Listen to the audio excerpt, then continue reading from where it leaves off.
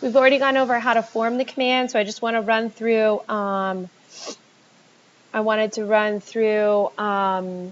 some of the uses of it. Your book also talks about when you use it.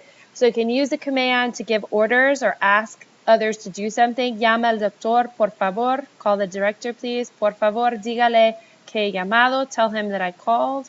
Carlos, ayúdame a llevar esto. Help me carry this. To give instructions.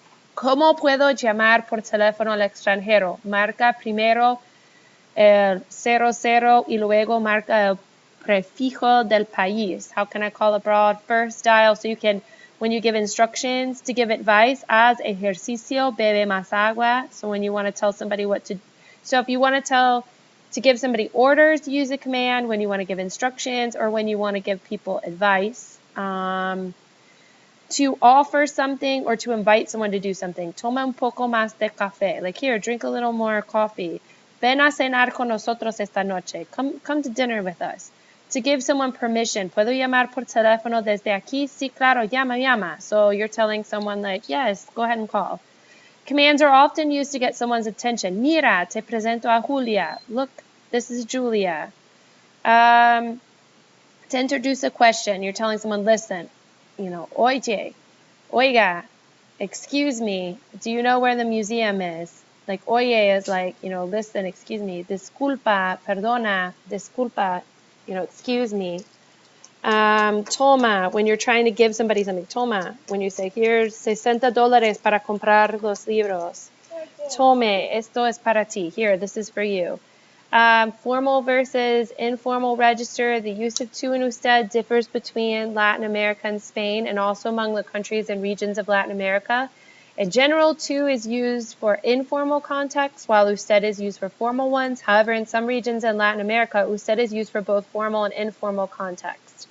Ustedes is used in Latin America for both informal and formal contexts. Vosotros is used only in Spain for informal contexts, while ustedes is used for more formal ones. So if you go to Latin America, you're gonna hear ustedes. Nobody there uses vosotros. One thing that they don't teach you in this chapter is about vos. That's another form. So a lot of the Latin American countries you go to where usted is used in formal and informal contexts is because they often use vos, which is even more informal. And you have to be on really close terms with someone, and sometimes it can be considered disrespectful. At least that was the case when I was in Honduras. So they tended to use usted in situations where in Spain you would definitely be using tú. And so they just gave you I'm not sure if this even matters. Ven a cenar, venga, vienes.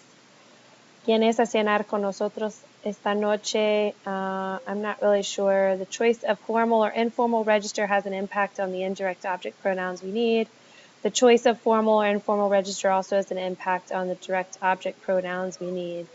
Well, obviously, because these are reflexive. So if you're being informal, you've got to use te. If you're being formal, you've got to use se. If you're using ustedes, also se. And if you use vosotros, you're using os. And so I think they're just trying to say, depending on what country, and this is how you might invite somebody to eat. Or you would even use the question as opposed to the command. And finally, the choice of formal or informal register has an impact on the possessive pronoun use. Ricardo, tus hijos son muy simpáticos. Señor Díaz, sus hijos son muy simpáticos. This is just if you're using, all it's saying, I mean, to me this is repetitive, that if you're in a country where they're using tú and you refer to someone by their first name, you use tú with them, then of course you're going to use the your that goes with tú. If you're in a country, if you're talking, you're in a country and you're being more formal and you're using somebody's,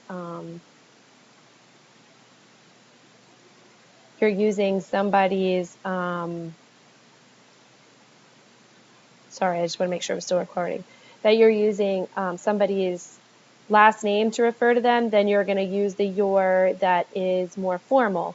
And then if we're talking plural, then you're going to, if you're saying y'all's kids are very nice and you're in Spain, you're going to use vosotros. And if you're being more formal, like y'all's kids, you're going to use sus. Okay?